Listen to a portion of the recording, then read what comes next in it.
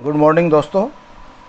जैसा कि हम सेकेंड यूनिट में ऑक्सीडेशन रिडक्शन पढ़ रहे थे और ऑक्सीडेशन रिडक्शन के अंदर देखते हैं कि यानी कोई भी इलेक्ट्रॉन जो है वो एटम्स के मध्य किस प्रकार से मूव कर रहा है। यानी इन ऑक्सीडेशन रिडक्शन क्या है, reaction electrons move between atoms, atoms के मध्य इलेक्ट्रॉन का किस प्रकार से मूवमेंट हो रहा है। देखिए जैसे NaCl की हम बात करें एक बार, तो Na के ऊपर क्या है 0Cl0, इस रूप में हम ले सकते हैं पहले जब तक कि ऑक्सीडेशन नंबर क्या है 0। अब जैसे इनका आयनाइजेशन प्लस क्लोराइड आयन, तो यहाँ क्या होगा, ये दोनों क्या है जिसके ऊपर चार्ज क्या है 0, यानी ऑक्सीडेशन नंबर में क्या है यहाँ पे 0, और यहाँ पे देखिए पॉजिटिव चार्ज और यहाँ पे क्या है नेगेटिव चार्ज।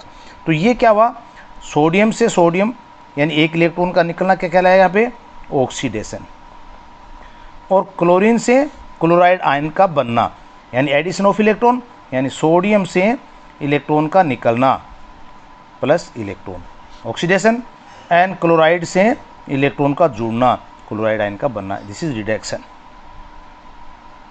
ये हम पढ़ चुके हैं कल। ये ऑक्सीडेशन रिडक्शन का प्रोसेस है जिसको हमने रेडॉक्स प्रोसेस भी कहा। इसी को एग्जाम्पल को हमने लिया भी यहाँ पे देखिए OIG यानी ऑक्सीडेशन में क्या होता है इज लॉस, किसका इलेक्ट्रॉन का लॉस। RIG जिसको कहते हैं कि एक गेन, किसका इलेक्ट्रॉन को गेन किया जा रहा, दोनों चीज़ हैं। जैसे A और B दो हम एटम की बात करें, A से B की तरफ एक इलेक्ट्रॉन का मूवमेंट, यानी A का क्या हो गया ऑक्सीडेशन, A इज ऑक्सीडाइज, जिसका ऑक्सीडेशन होता है वो क्या कहलाता है ऑक्सीडाइज्ड, और जिसका रिडक्शन हो रहा है वो क्या कहलाता है रिड्यूस्ड। तो इस प्रकार से रिडक्शन में गेन ऑफ इलेक्ट्रॉन और ऑक्सीडेशन में लॉस ऑफ इलेक्ट्रॉन जिसको हम बात कर रहे हैं। सोडियम क्लोराइड में जैसे हमने बताया कि यहाँ पे देखिए चार्ज में क्या है शून्य, यहाँ भी क्या है शून्य, और यहाँ पे देखिए प्लस चार्ज, यहाँ माइनस चार्ज। इसका मतलब इलेक्ट्रॉन की एक जगह कमी हो रही है, एक जगह बढ़ोतरी हो रही है। एक को हमने ऑक्सीडेशन नाम दिया, दूसरे को हमने रिडक्शन नाम दिया। यानी सोडियम क्या है इज ये oxidise if loss of electron, जब इलेक्ट्रॉन को लॉस कर देता है तो ऑक्सीडाइज हो जाता है, और जब गेन ऑफ इलेक्ट्रॉन होता है तो क्या हो जाता है रिड्यूस्ड हो जाता है। तो इस प्रकार से इसको हमने लेना। तो अब आगे हम टॉपिक जो लेना चाह रहे हैं वो है लेटिमेर डायग्राम या लेटिमेर का नियम क्या है। लेटिमेर का नियम एग्जाम्पल की सहायता से हम समझेंगे यहाँ कि लेटिमेर क्या है। कि WM लेटिमेर ने 1952 के अंदर एक नियम दिया था, और उन्होंने कहा था कि किसी भी इलेक्ट्रॉन वोल्ट की जो हम बात करें 0.6 वोल्ट के नियम भी कह देते हैं इसको, यानी 0.6 वोल्ट के ऊपर ये आधारित है। यानी किसी सेल अभिक्रिया में दोनों रेडॉक्स विभवों का अंतर पॉजिटिव और नेगेटिव 0.6 वोल्ट से अधिक है तो वहाँ क्या होगा रेडॉक्स अभिक्रिया संपन्न होगी। कैसे 0.6 वोल्ट से अगर ज़्यादा है तो, यदि ये मान लीजिए 0.6 वोल्ट से कम है तो अभिक्रिया संदिग्ध हो जाएगी, यानी अभिक्रिया हो भी सकती है नहीं भी हो सकती है, मे भी पॉसिबल है, अभिक्रिया संपन्न भी हो सकती है नहीं भी। तो इस नियम को हमने लेटिमेर का नियम भी कह देते हैं और 0.6 वोल्ट नियम भी कह देते हैं। यहाँ पे पोटेशियम आयोडाइड का एक एग्जाम्पल हमने लेके देखा है, IO3 electron plus 12 proton 10 electron addition करके आयोडीन और H2 में बदलते हैं। कहने का अर्थ क्या है यहाँ पे कि हम कई बार A से A प्लस मान लीजिए A माइनस इस प्रकार की स्थिति बन रही है, तो मध्यम की स्थिति और पूर्व की स्थिति और बाद की स्थिति दोनों में इलेक्ट्रॉन की बढ़ोतरी किस प्रकार से हो रही है, इलेक्ट्रॉन की कमी किस प्रकार से हो रही है, और ओवरऑल रिएक्शन यानी मध्यम को हम नहीं देख करके सीधा A से A नेगेटिव करें, तो इस प्रकार की रिएक्शन जो हम कर रहे हैं उसी को यहाँ पे बताया। आयोडाइड एक्वस से आयोडीन का बनना यानी EMF इलेक्ट्रोमोटिव फोर्स को हम ज्ञात करेंगे, तो E nought iodide potassium iodide का upon I2 minus E nought iodide से आयोडीन से आयोडाइड का बनना। यानी ये जो हमने एक एग्जाम्पल लिया जिसके अंदर मान जो निकाला, तो ये मान का अंतर आ रहा 0.66 वोल्ट। इसका मतलब इस नियम को हम बताने के लिए कहना चाह रहे हैं कि जब मान जो है दोनों इलेक्ट्रोड का इनके मध्य का अंतर का 0.6 वोल्ट से ज़्यादा है, इसका मतलब क्या है रेडॉक्स अभिक्रिया संपन्न हो, यानी अभिक्रिया निश्चित रूप से संपन्न होनी चाहिए। ओवरऑल रिएक्शन लिखिए। दूसरा इसमें एक आता है, इसके साथ एक एग्जाम्पल हम और लेंगे। इसमें देखिए क्या बताया है, this is a diagram in which reduction potential of half reaction correspondence oxidation state, oxidation state of higher volume must be written for first left, यानी जो जिसकी ऑक्सीडेशन स्टेट ज़्यादा उसको हम राइट में पहले लिखते हैं। देखिए यहाँ पे एग्जाम्पल हमने लिया एक FeO4 -2 2.20, ये हम दे रहे हैं ई नोड का मान Fe+3 का बनना, यहाँ से 0.77 Fe+2 का बनना, 0.47 Fe का बनना। तो ये क्या बता रहे हैं? Oxidation number. यहाँ अगर हम आयरन का ऑक्सीडेशन, क्योंकि एक कॉमन क्या हमारे पास आयरन है, तो आयरन का ऑक्सीडेशन नंबर ज़्यादा से कम की ओर, आयरन का ऑक्सीडेशन नंबर क्या आएगा यहाँ पे? 6, 4 दूनी 8, 2 माइनस को कितना होगा? 6। इसका कितना हो जाएगा? 3। ये रोमन में लिखेंगे, ध्यान रखना ऑक्सीडेशन नंबर को। और इसका क्या हो जाएगा? 2। और यहाँ क्या हो जाएगा? 0। तो ये जो मान आ रहे हैं क्या, इसके ऑक्सीडेशन नंबर के मान हमें बता रहे हैं। अब यहाँ से FeO4-2 से जो इलेक्ट्रॉन वोल्ट का हमने बात की 2.20 मान यहाँ दिया, तो Fe+3 बन रहा है, यानी एक स्टेप से दूसरा स्टेप बन रहा है। ठीक है, यहाँ तक। इससे Fe2 से Fe3 बन रहा है, ये भी ठीक है।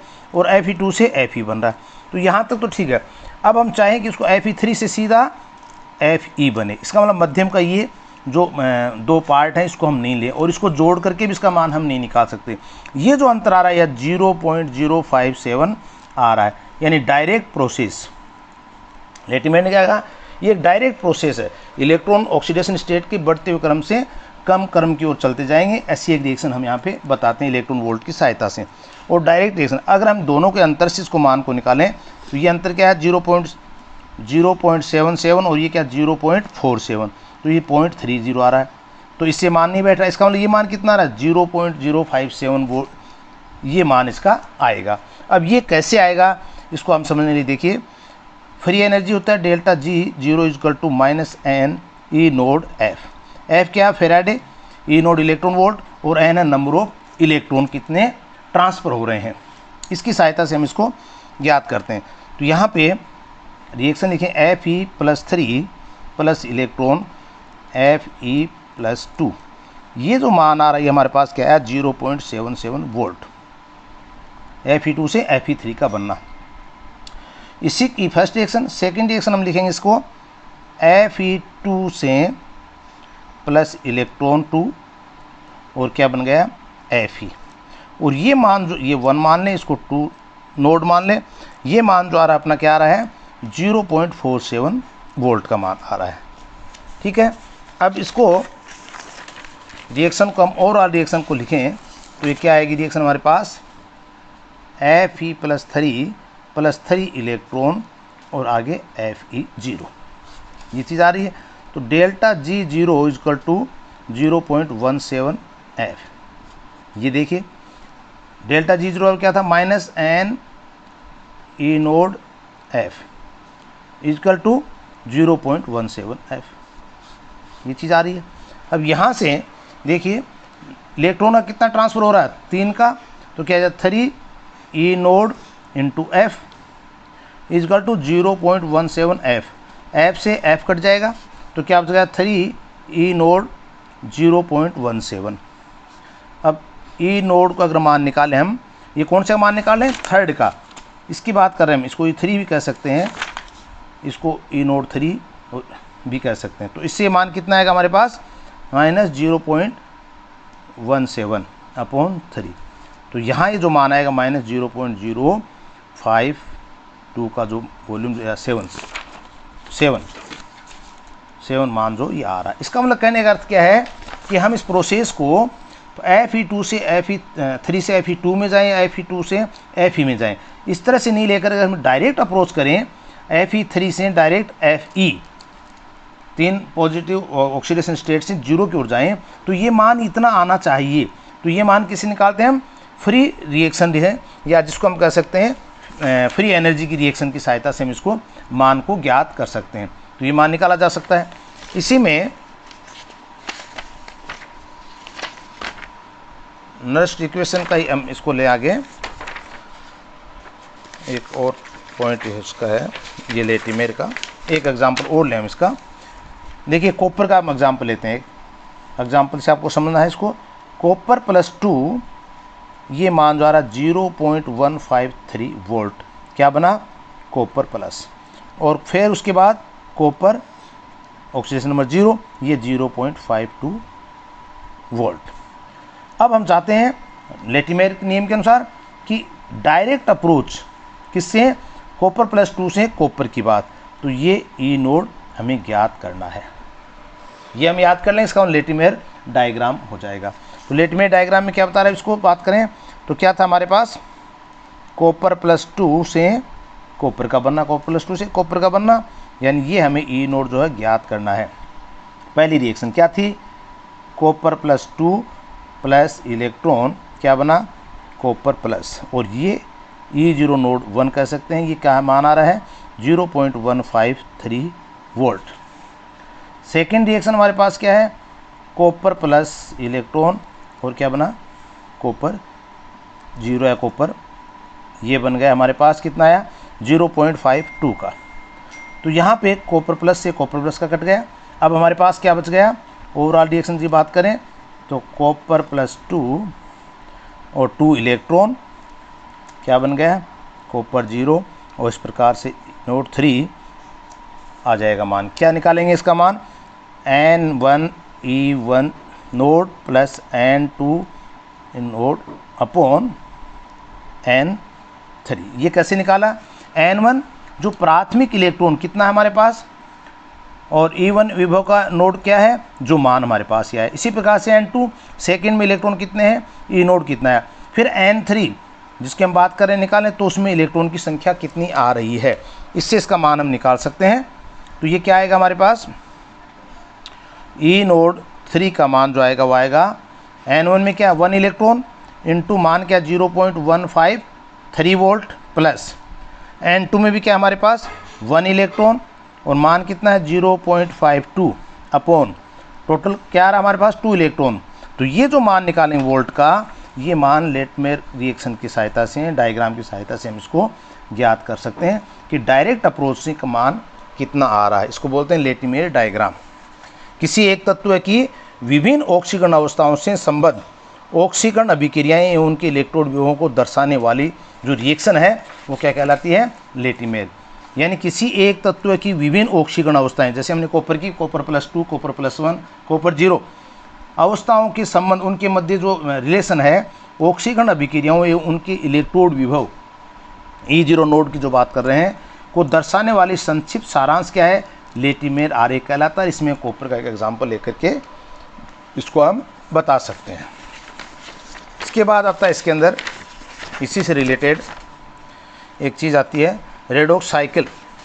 रेडॉक्स साइकिल में क्या होता है, देखिए कि संपूर्ण जो क्रिया हम कर रहे हैं उसको एक दो इलेक्ट्रोड विभव के मध्य किस प्रकार से दर्शा सकते हैं। मान लीजिए एक मान ये है, एक ही है, इन दोनों के मध्य जो ये हमारे पास इलेक्ट्रोड वोल्ट का मान जो आ रहा है वो किस डायरेक्शन में आ रहा है। इसको देखिए, किसी तत्व के रेडॉक्स चार्ट में उस तत्व की विभिन्न ऑक्सीकरण अवस्थाओं +2 +3 जो भी आ रही हैं उसकी अवस्थाओं को उसके रेडॉक्स विभव के साथ जोड़ा जाता है। इस चार्ट में इलेक्ट्रॉन की गति या इलेक्ट्रॉन के बहाव की दिशा, यहाँ हम क्या बता रहे हैं कि इलेक्ट्रॉन की गति क्या है, इलेक्ट्रॉन का बहाव क्या है, को बताने वाले चक्र को क्या कह देंगे, रेडॉक्स साइकिल, रेडॉक्स चक्र कह देते हैं। यदि दो रेडॉक्स तंत्र परस्पर एंटी क्लॉकवाइज वामावर्त तीरों द्वारा जुड़े हों तो उसके रेडॉक्स चक्कर में अभिक्रिया उन तीरों की दिशा में संपन्न होगी। कहने का अर्थ है कि इलेक्ट्रॉन का जो मोमेंट है, रेडॉक्स साइकिल क्या है, रेडॉक्स क्या था, इलेक्ट्रॉन का मोमेंट बिटवीन 2 एटम्स, और यहाँ पे हम कहने उसका जो मोमेंट है उसकी दिशा क्या है वो उस साइकिल के द्वारा हम निर्धारित करते हैं। जैसे फॉर एग्जांपल हमने कॉपर और नाइट्रिक अम्ल की एक अभिक्रिया का यहाँ पे एग्जांपल ले रखा है, रेडॉक्स चक्कर। कॉपर +2 से कॉपर साम्य का बाएं हाथ की ओर खिसकना। देखिए यहाँ पे इलेक्ट्रॉन का बहाव हम देख रहे हैं, ये एंटी क्लॉकवाइज चल रहा है ना। दूसरा हम देखिए यहाँ पे नाइट्रेट की बात कर रहे हैं, नाइट्रेट N2O4 साम्य का सीधे हाथ की ओर खींचना, ये सीधे हाथ की ओर हो रहा है, ये उल्टे हाथ की ओर हो रहा है, तो ये क्या हो गया, एक दूसरे के एंटी हो गए। तो यहाँ पे एक बहाव क्या बन गया है, एक धारा के रूप में इलेक्ट्रॉन की बहाव की गति को यहाँ बता रहा है, और उसी को हम कह देते हैं रेडॉक्स साइकिल। तो इसको भी हम एग्जाम्पल कॉपर और नाइट्रिक अम्ल की अभिक्रिया के द्वारा रेडॉक्स साइकिल को समझाइए। शॉर्ट नोट में कई बार पूछ लेते हैं, तो यहाँ पे एक एग्जाम्पल दे करके हम डेफिनेशन इसकी दे करके इसको बता सकते हैं। इसके पश्चात आता है हमारे पास कि असमानुपातन यानी डिस्प्रपोर्शनेशन क्या होता है। एक होता है समानुपातन और एक होता है असमानुपातन। असमानुपातन में क्या, देखिए ऑक्सीकरण अंक में वृद्धि है, ऑक्सीकरण की जहाँ कॉपर 1 से कॉपर 2 हम कर रहे हैं, यहाँ क्या हो रहा है इंक्रीजिंग ऑफ ऑक्सीडेशन नंबर। यहाँ क्या हो रहा है कॉपर प्लस से कॉपर, यहाँ क्या ऑक्सीजन अंक की कमी हो रही है, तो यहाँ पे +1 से +2 बन गया, यहाँ पे +1 से 0 बन गया, तो एक में वृद्धि हो रही है, एक में कमी हो रही है।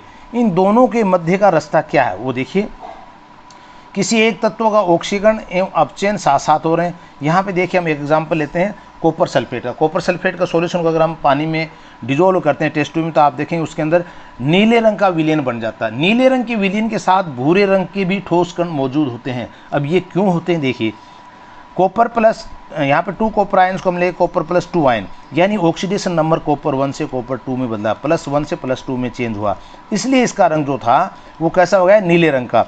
लेकिन इसके साथ में कॉपर भी बनता है जिसकी ऑक्सीडेशन नंबर 0 है, ये जो होता है कॉपर वो कहता है भूरे रंग का। तो यहाँ पे जो कुछ ये कण जो रह जाते हैं, ये रह जाते हैं भूरे रंग किसके, कॉपर के कारण। और ये जो कॉपर का नीला रंग जो बनता है वो कॉपर प्लस से +2 में चेंज होना, ये तो कहलाता है इसके रंग के कारण। और यहाँ पे क्या है, कॉपर के कारण भूरे रंग का रह जाता है। तो ये एक रिएक्शन के द्वारा हमने इसको समझाया। तो कहने का अर्थ क्या हो गया, मध्यवर्ती से कॉपर +2 से कॉपर +1 कमी का होना, कॉपर का बनना। तो यहाँ पे क्या, मध्यवर्ती ऑक्सीकरण अवस्था, उच्चतर ऑक्सीकरण अवस्था प्लस निम्नतर ऑक्सीकरण अवस्था, उच्चतर ऑक्सीकरण अवस्था प्लस निम्नतर ऑक्सीकरण, इनके जो मध्य का जो मान है, यहाँ पे बताया गया इसको कि ये हमारे पास मध्यवर्ती ऑक्सीकरण अवस्था है, इससे निम्नतर ऑक्सीकरण अवस्था और उच्चतर ऑक्सीकरण अवस्था। तो निम्नतर ऑक्सीकरण अवस्था में और उच्चतर ऑक्सीकरण अवस्था की जो मध्यवर्ती अवस्था बनती है वो अवस्था क्या कहलाती है, असमानुपातन अवस्था कहलाती है, डिस्प्रपोर्शन अवस्था कहलाती है, स्टेज। इसके आगे आता है कंप्रोनेशंस यानी समानुपाती, जिसमें डिस्प्रपोर्शन था ऐसे ही कंप्रोपोर्शंस के रूप में, यानी असमानुपाती की जो विपरीत अवस्था वो क्या कहलाएगी इसके अंदर, समानुपाती। यदि उच्च ऑक्सीकरण अवस्था एवं निम्न ऑक्सीकरण अवस्था मिलकर एक मध्यवर्ती ऑक्सीकरण अवस्था बनाएं तो वह क्रिया क्या कहलाती है, समानुपातन। यहाँ पे मध्यवर्ती में हमने कहा निम्नतर इलेक्ट्रॉन वोल्ट 0, यहाँ पे उच्चतर इलेक्ट्रॉन वोल्ट की मध्य अवस्था। यहाँ हम कह रहे हैं कि जब उच्च ऑक्सीकरण अवस्था और निम्न ऑक्सीकरण अवस्था मिलकर की एक तीसरी ऑक्सीकरण अवस्था जिसको कहते हैं मध्यवर्ती ऑक्सीकरण अवस्था बनाते हैं तो वो समानुपातन कहलाती है। जैसे कॉपर +2 प्लस कॉपर आगे बना कॉपर +1, इसका मतलब क्या हुआ, ये जो अवस्था अगर ये एक्वस में कॉपर +2 कॉपर के साथ क्रिया करके कॉपर प्लस बना रहा है, यानी कोई भी अभिक्रिया उसी दिशा में संपन्न होगी जिसमें उनके η0 यानी ई नोड जिसको कहते हैं का मान धनात्मक हो, तो उस ओर अभिक्रिया जो वो संपन्न होगी। तो इस प्रकार से इसको हम एग्जाम्पल के रूप में भी ले सकते हैं। Thank you.